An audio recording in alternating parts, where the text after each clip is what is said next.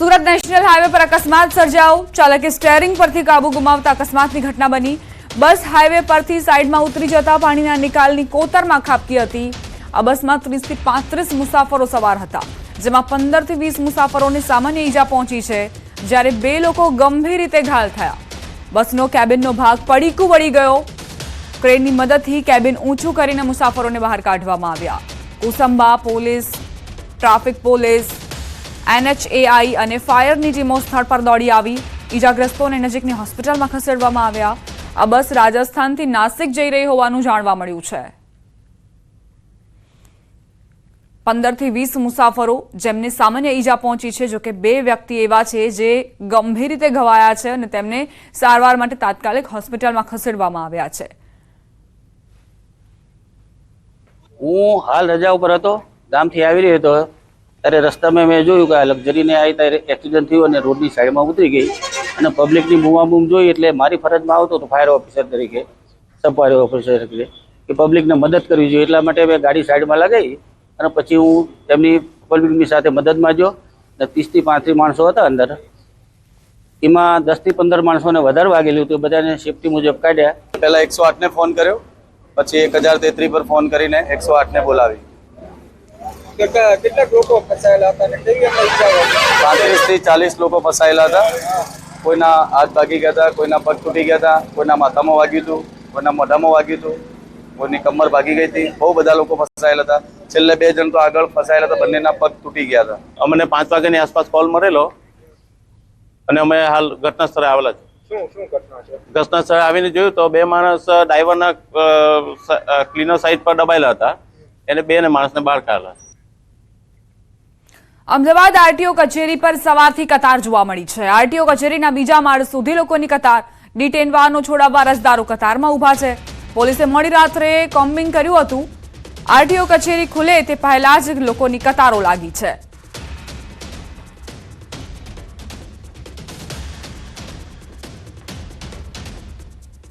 સંવાદદાતા વિભુ જોડાઈ ગયા છે અમારી સાથે। વિભુ, સવારથી જ કતારો લગાવીને લોકો ઊભા છે, શું કારણ?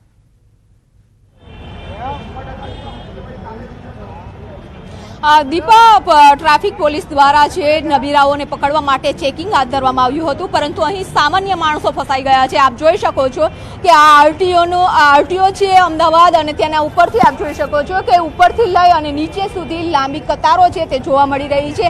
આ કતારોમાં ઊભેલા વાહન ચાલકો છે પોતાના વાહન છોડાવવા માટે આવ્યા છે। રાતે જે રીતે ચેકિંગ કરવામાં આવ્યું હતું અને જે ટ્રાફિક નિયમોનો ભંગ થતો હોય અથવા તો આરટીઓના જે નિયમોનો ભંગ થતો હોય છે તેને મેમો આપી દેવામાં આવ્યા છે, પરંતુ સ્થળ ઉપર મેમો વસૂલ કરવામાં નથી આવ્યા અને જે લોકો અહીં આવ્યા છે તે તમામ લોકોએ આરટીઓમાં મેમો ભરવાના છે અને ત્યારબાદ એ મેમો ભરાઈ ગયા બાદ તેઓએ જે તે પોલીસ સ્ટેશનોમાંથી વાહન છોડાવવા પડશે। આ વહેલી સવારથી કતાર લાગી છે। 2 દિવસથી તેઓ આવી રહ્યા છે। આપ ક્યાંથી આવ્યા છો? અહીંયા જ રહું છું, લોકલ છું। 4 વ્હીલર હતું? 2 વ્હીલર? 2 વ્હીલર।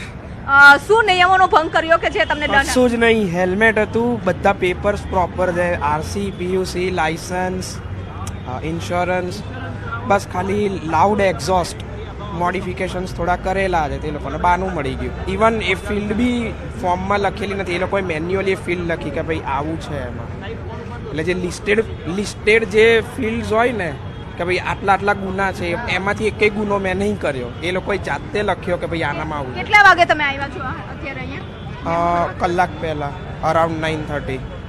તો કલાક પહેલા આવ્યા છે ને આજ કતારો છે તે આપ જોઈ શકો છો કે વહેલી સવારથી કતારો લાગી છે જે નિયમોનો ભંગ કરતા। આપ પણ મેમો ભરવા પહેલા આપ પણ આવ્યા છો? લોકો એક જ મિનિટ, તમે અત્યારે વાહન છોડાવવા માટે આવ્યા છો? હા, વાહન છોડાવવા। કેટલા વાગ્યાના આવ્યા છો?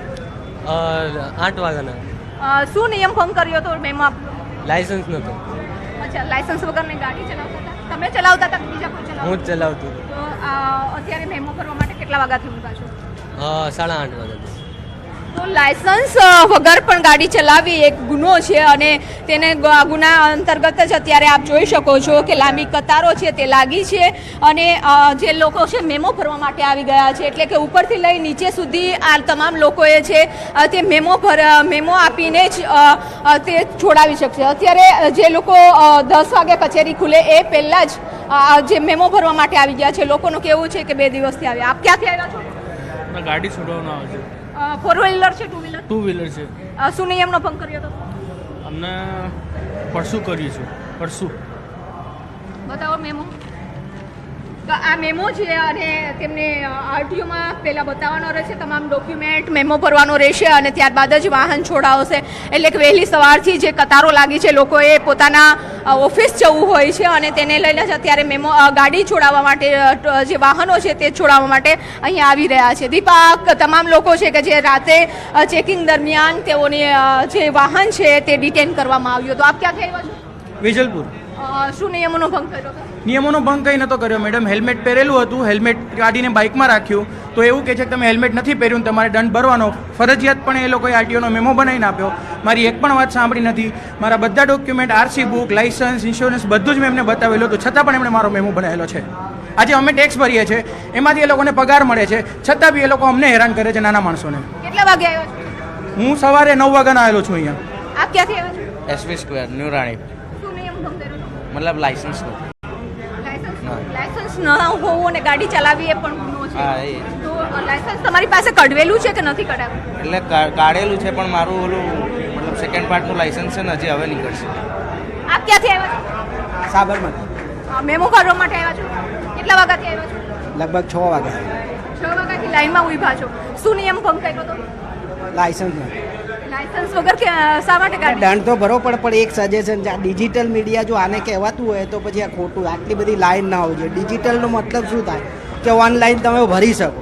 આજ ભરતા હોય ને તો આટલી બધી લાઈન ના હોય, એના બારામાં કંઈક કરવું જોઈએ. આપણે નિયમ લાયસન્સ ભંગ કર્યો છે એનો દંડ તો અમે ભરીશું.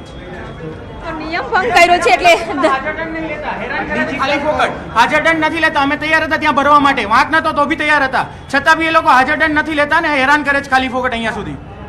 અરજદારોનું કહેવું છે કે ત્યાં સ્થળ ઉપર મેમો લેવામાં નથી આવતો અને અહીં મેમો આપી દેવામાં આવે છે. એનો દંડ છે તે આરટીઓ કચેરીમાં ભરવાનો હોય છે અને તેના કારણે 3 માળ સુધીની આ કતારો છે તે લાગી છે. નિયમોનો ભંગ છે એ લોકોએ કર્યો છે. અરજદારોએ કીધું છે કે અમે સ્વીકારીએ છીએ, અમે દંડ ભરીશું, પરંતુ વ્યવસ્થા ના હોવાના કારણે વહેલી સવારથી લોકો 6 વાગ્યાના આવીને લાઈનમાં ઊભા છે. આપ ક્યાંથી આવ્યા છો? હું નાગોલથી આવ્યો. શું નિયમ ભંગ કર્યો હતો? મારે નંબર પ્લેટ પાછળની તૂટી ગઈ હતી અને કંઈક વાહનને લગતા કાગળો રજૂ નહીં કર્યા એવી હતી. પણ એક વસ્તુ છે કે માણસ ગાડી લઈને નીકળે છે કે એને શોરૂમમાંથી તો વગર કાગળે નીકળી નથી ને ગાડી.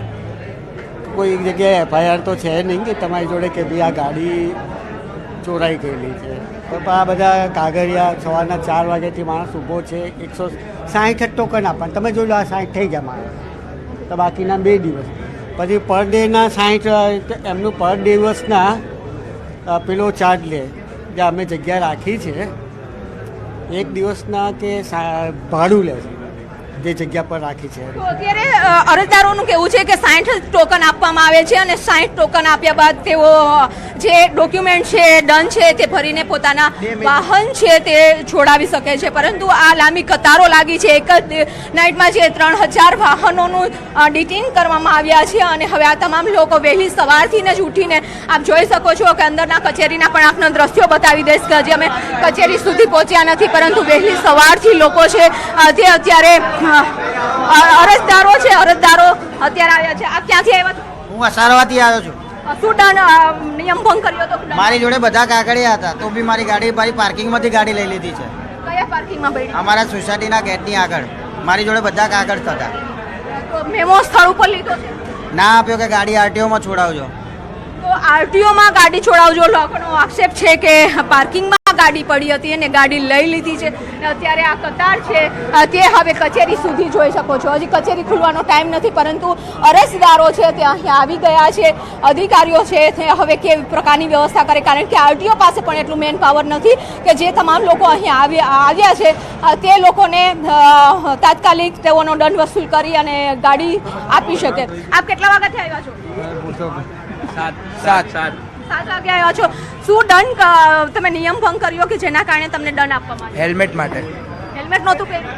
ના, શા માટે નહોતું પહેર્યું? ભૂલી ગયો તો ઘરે. કેટલા વાગે નીકળી ગયા હતા? 8 વાગે. હેલ્મેટ ન પહેરવા પછી લાયસન્સ ના હોય તો આ તમામ લોકોને છે તે મેમો આપવામાં આવ્યો છે. અલગ અલગ બહાના પણ છે અને સાથે આક્ષેપ પણ છે કે સ્થળ ઉપર મેમો નથી લેવામાં આવતો, મેમો ભરવા તૈયાર હોય છે. પરંતુ વાહન ચાલકોને પણ વિનંતી છે કે જો વાહન લઈને જતા હોય તો આરટીઓના નિયમ અને ટ્રાફિક નિયમોનું પાલન કરવું જરૂરી છે. આભાર વિભુ તમામ જાણકારી આપવા માટે. તો રાત્રે પોલીસે જે કોમ્બિંગ કર્યું તેમાં વાહન ચાલકોના વાહન લઈ લેવામાં આવ્યા, કેટલાકે નિયમ ભંગ કર્યો એટલે વાહન જપ્ત કરવામાં આવ્યા છે, કેટલાકે તો નિયમ ભંગ નહોતો કર્યો પરંતુ તેમનું કહેવું છે કે બધા જ કાગળિયાઓ હોવા છતાં પણ, હેલ્મેટ પહેરેલું હોવા છતાં પણ અમને હેરાન પરેશાન કરવામાં આવ્યા છે. સવાલ અહીં એ થઈ રહ્યો છે કે દંડ જ્યારે સ્થળ પર જ વસૂલવામાં આવી શકતું હોય તો આખરે કેમ આ તમામ લોકોને આરટીઓ સુધી જવા માટે મજબૂર કરવામાં આવ્યા છે. આરટીઓમાં લાઈનો લગાવીને સવારથી ઊભા છે પરંતુ કચેરીનું કામકાજ જે 10 વાગ્યાની આસપાસ શરૂ થાય છે, સવારે 6-7